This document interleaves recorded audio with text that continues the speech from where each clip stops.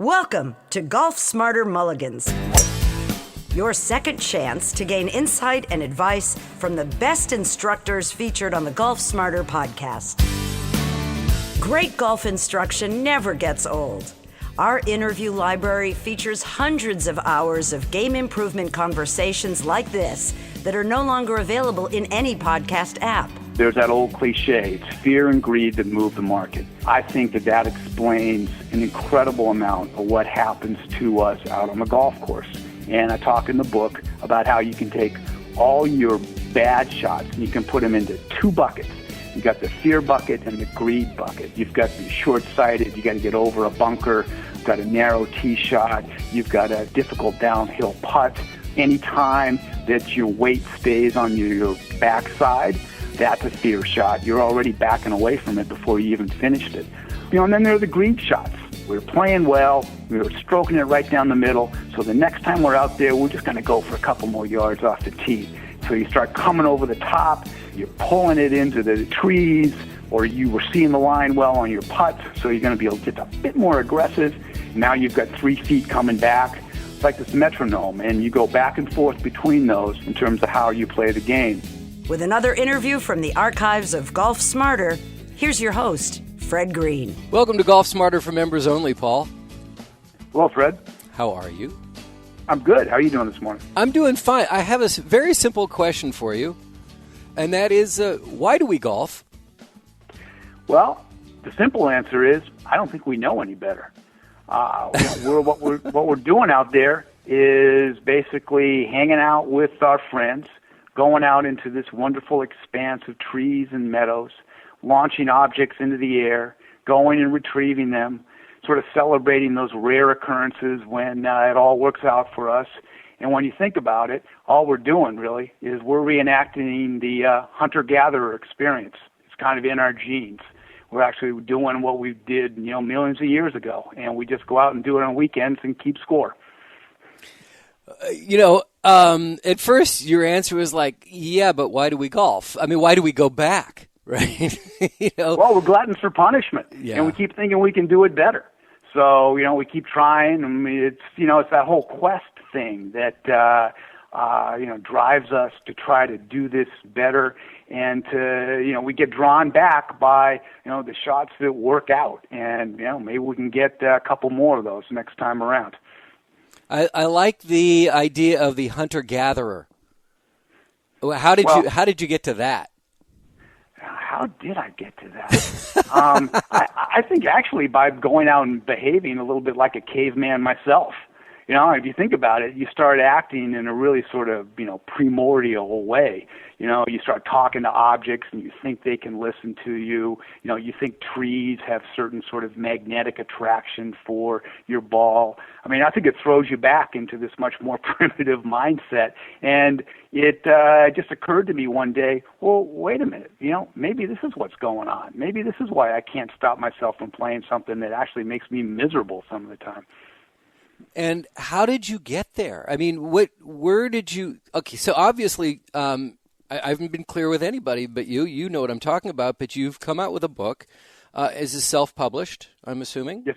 Yeah. Yes, it is. And the book is called Why We Golf. And I'm assuming you're not a PGA professional, correct? That would be correct, Fred. So you're just like one of us. You're just a guy who loves to play weekend golf and would love to play more than just weekends. Exactly. Have you been playing your whole life? Well, that's kind of interesting. My mom introduced me to the game when I was around 12. Okay. And just as a side note, at that point in my life, what I did is I melded two sports together, much to my detriment. So I was still playing Little League baseball and I started golf. And I started hitting some of the highest fly balls in the history of Palo Alto Little League. I'll never forget, there was a dad sitting in the back of me in one game, and I swung, and the guy goes, 4! And so then I started playing tennis, and I kind of dropped golf. And then I picked golf back up maybe 15, 20 years ago, but I have this habit of sort of moving my feet around and kind of getting up on my toes like you want to do when you're hitting a a good forehand. So I left the game, came back to it, a little bit to my wife's chagrin, because when we met many, many, many years ago, I was this ponytailed kind of hippie kid from Northern California. And then I exposed myself to her like 20 years later as a golfer. And she's like, well, you didn't tell me you were a golfer. But, yeah, it was always in there inside me. That's very interesting. Palo Alto Little League. Did you come across Steve Jobs growing up? I mean, isn't that in the same area at the same time? No, it is the same area. No, for better or for worse, our paths did not cross. Okay. Just a side note here. Yeah. So what brought you to the point of taking your frustrations of the golf course when you, I guess, got back into it as you got older, and said, I need to write a book about this? Well, I've always liked writing, and I started sort of having these little sort of riffs that would occur to me, and I'd jot them down. And I'm a member at Lake Merced Golf Club in Daly City. And just south of San Francisco. Exactly. Right. Part of that complex of great courses down in that corner of the world. And I'm sorry, but that's right near where the Olympic Club is, correct? Correct. We can see the Olympic Club clearly from a couple of our holes on the course. Right. So you've got the Olympic Club, Harding Park, and Lake Merced. And San Francisco. And San Francisco. All these great golf courses, and just you can't get into Olympic Club. That's why you go to Lake Merced. What's the deal there? Or you just can't afford Olympic clubs, you go to Lake Merced? Well, the story there is that, I'd started playing golf again, and at the time I was playing my rounds at Glen Eagles. It was a great little 9-hole layout in McLaren Park in San Francisco, where a couple of holes run across the Sunnydale housing projects. It's an interesting environment in which to play. But our oldest son was playing for the junior Maccabee team and practicing at Lake Merced. And I'll never forget, there was one day I had to go out and pick him up, and I started walking out on this pristine fairway at Lake Merced, and I think to myself, wait a minute, I'm the guy that has to worry about getting robbed or shot on the third or fourth holes of Glen Eagles, and my son's out here? No. We got to do something about this. And I had a little money in the bank, and I went to Merced and applied, and been a member there now for about 14 years. Wow. Okay, so I interrupted you. You were starting to tell the story of playing at Lake Merced. Oh yeah. So then I said, look, I'll start writing these things down and put them in as columns in the newsletter. So I started publishing what I called "It's All in Your Head" as monthly columns in our club newsletter, and people just loved them. And it started out as a series of articles about the mental and psychological challenges of the game. And the response was so positive, I said, well, you know what? Let me see if I can expand this into a book. So I made it this 18-chapter book that looks at golf from a variety of angles. And it has been, a real labor of love. It's taken me more than a few years, but now it's done, and I'm hoping to get it in as many people's hands as possible. Sure. And it seems kind of some parallels here together. You write a column called "It's All in Your Head," and I do the podcast called Golf Smarter. I think we're trying to do the same thing, is talk about the mental side of the game and how to improve your game by just understanding, getting a good mental game going and understanding course management and strategy, right? Yeah, I mean, I honestly, I don't know if what I write is really there to help people as much as to help them by making them feel like, hey, you're not alone. Yeah. I'm going to help you. So this could be therapeutic in terms of helping express, the frustrations that I think a lot of us have. Yeah. Well, or also develop an appreciation of the game by just looking at it from a variety of different angles. Yeah, and I think that I don't go into this thinking I can help people. It's just that I have a lot of questions. Exactly. So let's pick it apart. Let's talk about some of your writing, some of your chapters. I'm assuming that each chapter is based on a different column.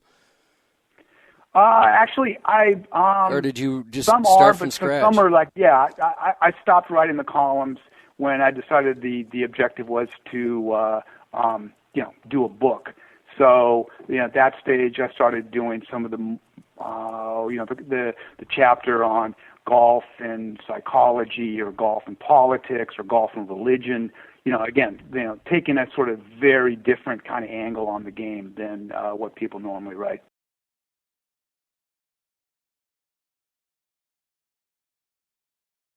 Golf, politics, and psychology. Where do you go with that? Do you start doing interviews, and what is it that chapter would be about? We're just picking chapters at random to talk about now. Well, in that chapter, no, I didn't do any interviews. I probably should in an expanded version, but I started with the observation that most golfers are fairly conservative politically, and that's at least what comes across in the media, or if you look at some articles about it. And the conventional explanation for that is, well, look at them. They're hanging out for the most part. At these exclusive golf clubs. They play in the pro-ams. With big CEOs and rich business types. Of course they're going to become conservative. And my response to that in the book is, well, it kind of makes them sound a little canine. Like, oh, here's a little money. Oh, who's a good little golfer? Oh, don't you love your corporate sponsor? Yeah, you're a good boy. And it's like, are you talking to a dog? Or a golfer? No, I don't. No. But maybe it's a little different. Maybe there's a selection process here, and golf attracts people who are naturally inclined to be conservative. So, if you think about a golfer as opposed to other professional athletes, they aren't part of a team. They're independent businessmen. They're pretty self-sufficient, and it's all on them. So they're going to have an orientation towards life that makes them emphasize personal initiative, personal responsibility, and I think that coincides with more of a conservative outlook on the world. So I'm just sort of, that's an example of kind of just exploring something about the game from, again, a slightly different perspective. I will buy into the fact that professional golfers may be the best entrepreneurs in sports, compared to team sports. But I'll tell you, listening to the way you describe your observations on golfers, clearly you're playing country club golf, because you come up here and play the public courses in Marin County, just north of the Golden Gate Bridge, and I got to tell you, I don't come across very many conservative golfers. They're pretty liberal people out here. Oh no, I'd have to say membership at my club is fairly liberal as well. Yeah, versus the Olympic Club. I'm with Club. you in terms of but this is an interesting topic, and one that I didn't get into in the book, but I have to discuss in my blog. Here in the Bay Area, we've had this interesting and rather annoying challenge to Sharp Park down in Pacifica, which is an Alistair McKinsey design course that certain faction in San Francisco wants to close down. And they base a lot of their argument on this sort of nasty stereotype of what golfers are all about. Yeah. When in actuality, it's not that way at all. That's an unfortunate obstacle or challenge that I feel golf faces. That people think about golf like, oh yeah, I know what golf's like. I saw Caddyshack, which is like saying what it's like to be in the medical corps of the Army because you saw MASH. So it's frustrating. Absolutely. So is the entire book just based on observation from you, or did you do research and interviews? Well, I did. I'm kind of shying away from saying it's all stuff that came out of my head because I'm forcing the issue, aren't I? Right. But I did. I looked at some research in terms of there was that Columbia professor who analyzed results of putts in terms of the fact that pros tend to get cautious on birdie putts, just like the rest of us will kind of get a little cautious on par putts because you're more worried about Missing the it. bad outcome than being aggressive and making the good outcome. So, I picked up here, and there was some other stuff in there about, how the mind works. But basically the starting point is, hey, whatever was popping into my head when I was strolling down the fairway. And do you mind if I just throw out the topics of the chapters, and you can riff on that, because it sounds like you were leading into chapter 3, which is fear and greed. Oh, sure, yeah. Go. Well, fear and greed. I used to work on Wall Street, and there's that old cliche: it's fear and greed that move the market. And I think that explains an incredible amount of what happens to us out on the golf course. And I talk in the book about how you can take all your bad shots and you can put them into two buckets. You got the fear bucket and the greed bucket. So the fear bucket, I think we're pretty familiar with, right? You've got, you're short-sighted. You got to get over a bunker. You've got a narrow tee shot. You've got a, difficult downhill putt. Any time that your weight stays on your backside, that's a fear shot. You're already backing away from it before you even finished it. And then there are the greed shots, right, which we're all familiar with the phenomenon. We were playing well. We were stroking it right down the middle. So the next time we're out there, we're just going to go for a couple more yards off the tee. So you start coming over the top. You're pulling it into the trees. Or you were seeing the line well on your putt, so you're going to be just a bit more aggressive, and now you've got 3 feet coming back. It's just interesting. It's like this metronome, and you go back and forth between those in terms of how you play the game. And I just find it fascinating. I see it happen to myself all the time. I see it in my buddies. It's an interesting dynamic. Absolutely. I think that we would generally, as you call it, fear and greed, we would call it risk-reward, right? Right, exactly. Exactly. Kind of the same concept. Mm-hmm. Yeah. So, maybe we should team up and I should do a book, because we should do a Golf Smarter book, because some of the things that you have in these chapters, I'm thinking about all the interviews that I've done, all what various experts have said, and just pull, short quotes and comments out of these podcasts and turn that into a book. Because going down your list here, I'm curious how you approach what you talk about when you say the pre-shot routine. Well, the pre-shot routine is, in fact, I just posted on someone's blog this morning, I think Golf Magic, and he's talking about the importance of the pre-shot routine. In the book, as is my wont, I do a riff on why that's not so easy. Why visualizing the shot doesn't always work out for all of us, because we'll often just go through this, low light reel of all the ways we screwed up that shot in the past. And then committing to the shot can be tough when that's just what you saw, spool through your head. And then trusting your swing. I mean, why should I? It hasn't always worked for me. Why should I start trusting it now? So, the routine is there. There's a standard prescription. I try to follow it, but, look, in the book, I'm the first to admit that it doesn't always work for me. And I'm actually trying to work on something now where, I try to clue in on what's kind of nagging at me before a particular shot and do a routine that addresses that and then hit it. And I'll get back to you, Fred. I'll let you know whether that works.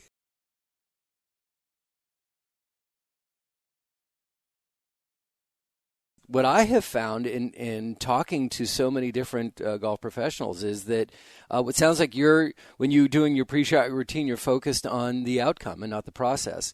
And to me, the pre-shot routine is not, history, as I like to remind people, history has nothing to do with your next shot.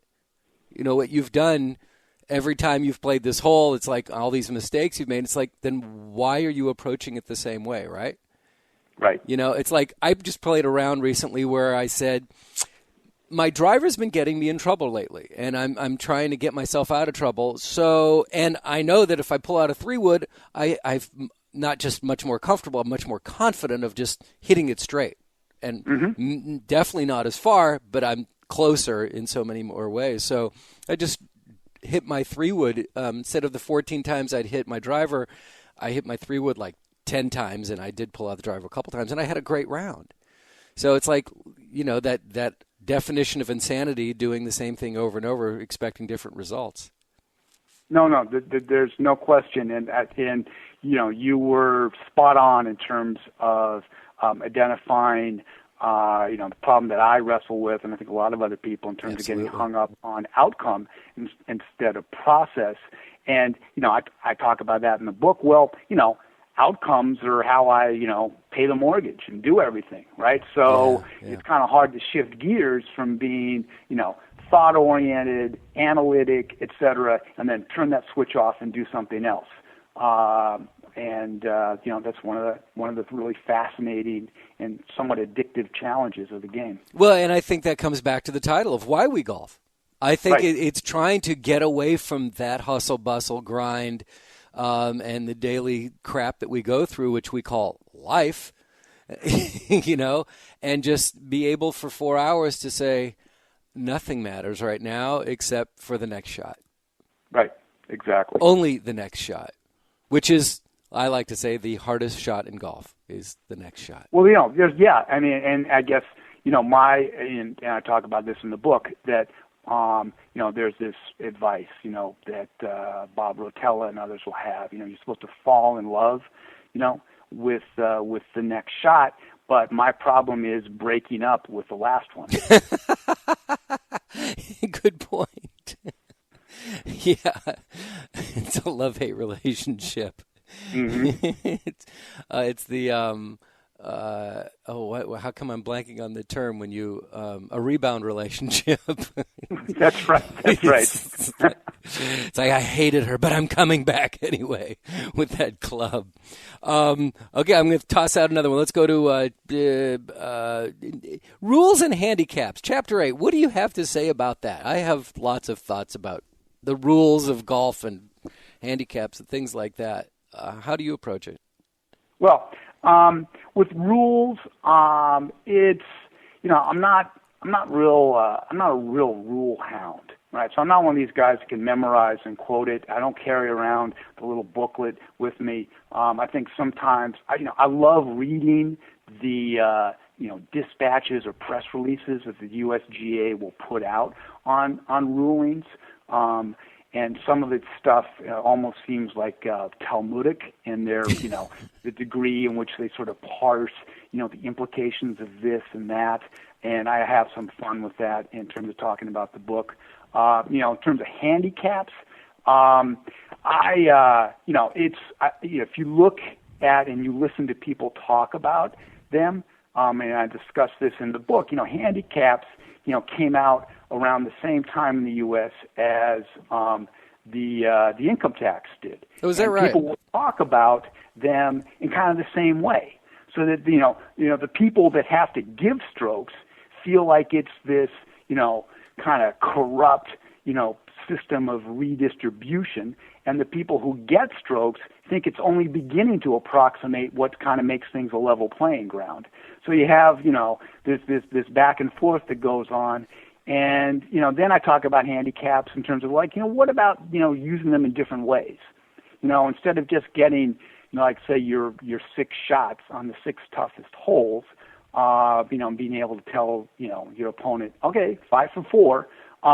Why not, have something where you could say at any point in the round, all right, I'm using one of my 6 shots. You're going to have to hit that one over.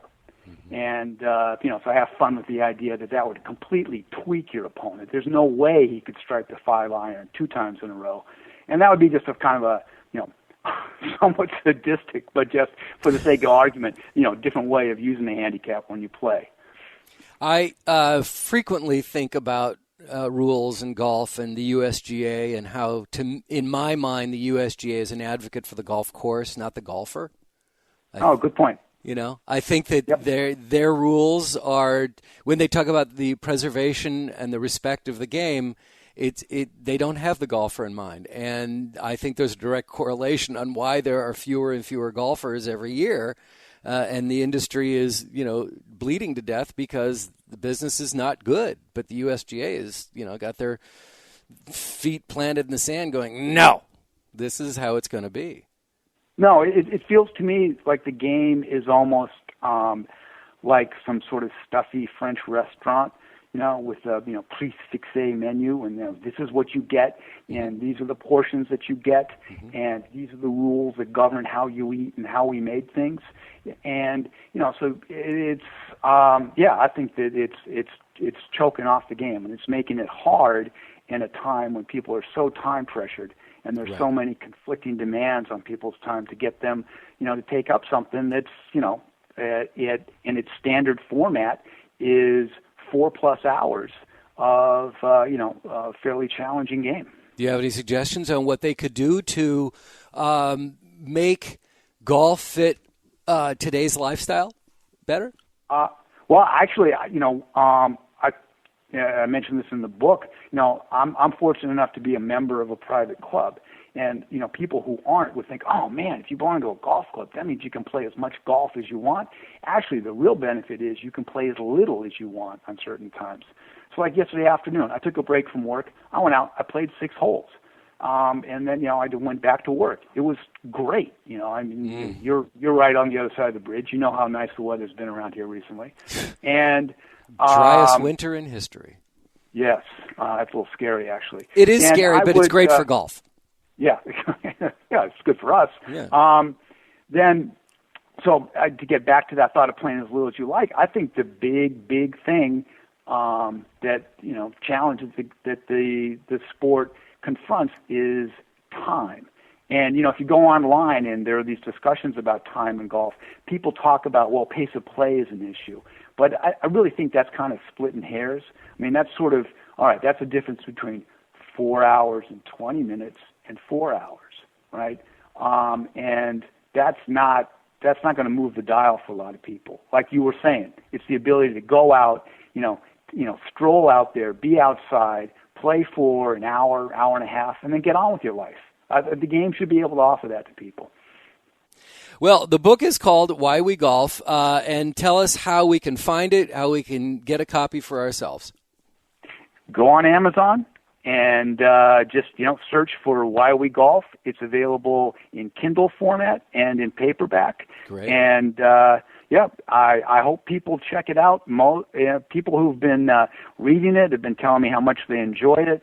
I've got a golf rap song in there. I've got a science fiction chapter, modern romance chapter. I can guarantee you have not read a golf book like this ever. This is a completely different take on the game, and the main point is, hey, let's have some fun with this. Let's laugh at ourselves. Let's laugh at the game, but let's keep on playing. Yeah, it's a fun read.